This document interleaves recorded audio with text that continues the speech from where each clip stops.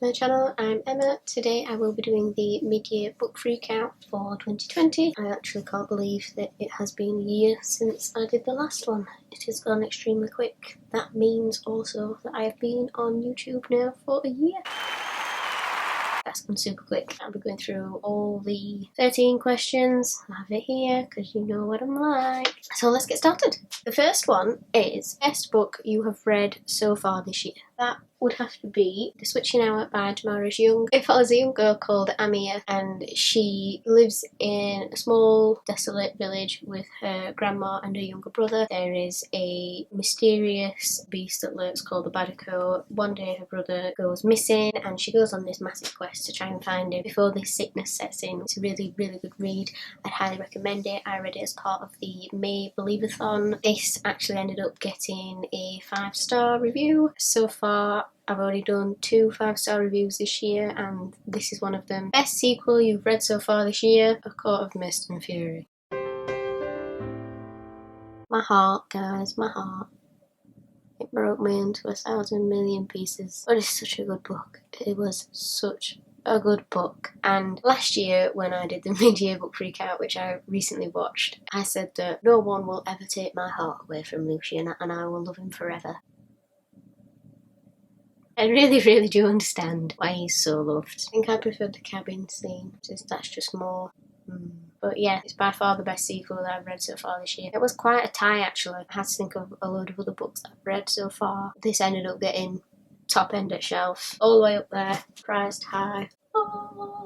So I absolutely loved it. It's becoming a series that's a bit like Vampire Academy, where I really don't want to read the rest of the series because I don't want it to end, but at the same time I need to finish it. No release you haven't read yet, but you want to. It is a Sarah J Maas book. I am becoming mass trash and becoming obsessed, but it's worth it. So worth it. I did a video a bit back when I recently bought this, and I have still to this day not got around to reading it. I know it's quite hyped. I know that a lot of people have really loved it. I know it's a bit saucy in places. I love the cover so much. It's just beautiful. I really, really, really can't wait to read it. Most anticipated release for the second half of the year. I get to think quite long and hard about this one. There's loads of middle grade that's coming out, which I'm excited for. There's also a few other books that I have pre-ordered. One came out on the 7th. I'm hoping that comes in the post soon. Once it does, I'll add it to the recent pile that I've got. A small haul, so I'll add it to that and I'll do a video. The book that I am most eager for this year would be Sisters by Daisy Johnson, which I believe comes out in August. I'm extremely excited about that. It follows the lives of 2 sisters. I think they're estranged and then something happens, and obviously with Daisy Johnson's book,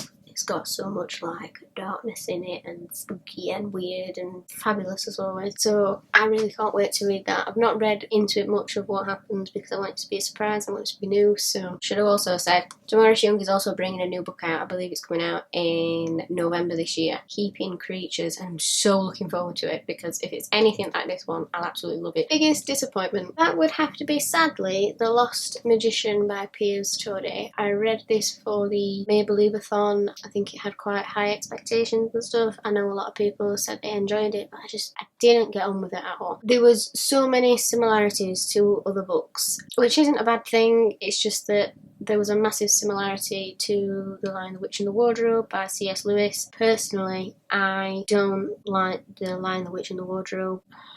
But yeah, I just don't like it, and there were so many similarities to that, and it was just... it felt like a drag. The beginning of it, to be fair, was really, really good. I started enjoying it, and then as it went on, the characters started to annoy me a bit. I mean, Simon was just irritating to high heaven. I mean, there were some aspects in it that it was good. It was like retellings of old classic children's stories, like Three Bears and Goldilocks and Wizard of Oz and all them. I liked that bit. I don't know. I just really didn't get on with it, to the point that I think I actually gave it 2 out of 5 stars. At the time when I read it, I was quite, not annoyed, but sad because it took me so long to read it, and it was like part of the Believathon. I was just thinking that I could have read so many other books, and I didn't, but I stuck it out to end, and I'm glad I did. I don't think I'd be rushing to buy the next one in the series. If you enjoyed it, let me know what you thought of it. Yeah. Biggest surprise? That would be Siege and Storm. I recently finished this. As you can see, it's still got the tabs in. I did have loads and loads of tabs in, but I've only kept in the tabs for romance, sad, and favourite part. That was the biggest surprise because I read Shadow and Bone last month with a lovely lady called Catherine. And whilst I really did enjoy it, I really enjoyed it, but it was quite a slow burner to begin with. And I thought the same to this, but towards the end, it picked up more. My heart, there was just so many sad moments in it. 12 sad moments in it, but it was so good and I was quite surprised because whilst I loved the first one, I had a bit of a feeling going into the next one, but it was surprisingly good. I'm reading the next one now for this month, which is Ruin and Rising, I believe, and I feel like that's going to also be better than this one. I feel like it's going to trump it. Dave, new author. Let me grab it out of the pile again. Damaris Young, because her books are amazing. Damaris Young is a bit like, she's like the middle grade version of Katie Johnson, which just absolutely blows my mind. I love her so much and I can't wait for her new book to come out soon. Let me get this right. I think it's Althea Romig. I recently read a book called Secrets and it's part of the Web of Sin series. It's book 1. It's quite a steamy read, but I really did enjoy it. If you know me, you know that I love the Night series by Kitty French, and that literally is on the same par as it. Can I get an applause? Because I have been searching for years for a book that's like equally as good as that, and I think I may have found it. They are at the moment my new favourite authors. Can't wait to read more of their books. Newest fictional crush. Let me get them for you. Rhysand. We've got lovely Rhys, like he actually holds the key to my heart. And it would be Mal from Siege and Storm or the Shadow and Bone series. I mean, we're up there on the list with Dimitri from Vampire Academy. Like, just those three. I love them. The heartbreak. The absolute heartbreak. They are my new favourite characters. Newest favourite character. That would have to be... Oh, where's my book gone? Nikolai from Siege and Storm is so witty and so sassy. I love a sassy character. He is the pinnacle of sass. Like, if you've not read this series, you will absolutely love him. And I'm really hoping that it's not all going to go downhill and he's not going to turn into a baddie like in Ruin and Rising. I really hope Ian, because that's just going to break my heart on so many levels.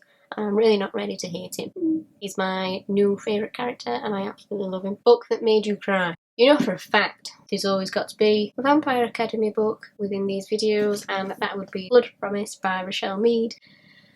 I think all these books just basically broke my heart that I've read so far. Spoiler alert, if you've already read this series, then you know that Dimitri disappeared in the last one. And it crushed me. And now he's come back, and it's just not the same. And then all the way at the end of the book, I'm thinking about it now and it's going to make me cry. All the way at the end of the book, something happens and it's like, oh no, don't do that. And then he says something and then I was like, oh god. And I absolutely cried my eyes out. I'm like nearly crying to now. If you've never ever read this series, read it. It's an oldie, but it's a goldie. It's pure class. So I would highly recommend you read it because you will probably absolutely love it as much as I love it. My heart. I just want to cuddle it forever. Book that made you happy. That would be Always Look on the Bright Side of Life, audiobook by Eric Idle, and then I recently just finished So Anyway by John Cleese, and if you know me, you know that I am an avid lover of Monty Python and everything to do with it. Every single person in Monty Python, I absolutely love it, and their books were absolutely lovely. You had more of a glimpse into their lives, how they grew up, how they went from what they were to being one of the biggest comedy groups known to man at this time, and it was so funny and they made me laugh so much. It made it better because I listened to them both on audiobook and it was the actual John Cleese and Eric Idle reciting the books, which made it even more lovely. If you really love Monty Python, read them because, or I'd say read them, but listening to it is a lot more authentic, and they made me laugh, sometimes made me cry, and it's just, they were just so funny. They just make me happy. I know for a fact that whenever I feel a bit down, if I put any sketch on, or if I put The Holy Grail or The Life of Brian or anything on, they'll always make me laugh. I know them off by heart, can recite them, grown up with them. They were just wonderful books. Most beautiful book you bought this year? Surprisingly, I've not actually bought that many books this year so far. I have bought a few, but not like massively beautiful ones. The only one that I could find, Shadow and Fox by Julie Kagawa. I'm hoping it's Kagawa. It's absolutely gorgeous. I don't know if you can see it very well, but there you go. It's got like Mulan vibes, and Mulan is one of my favourite Disney films of all time.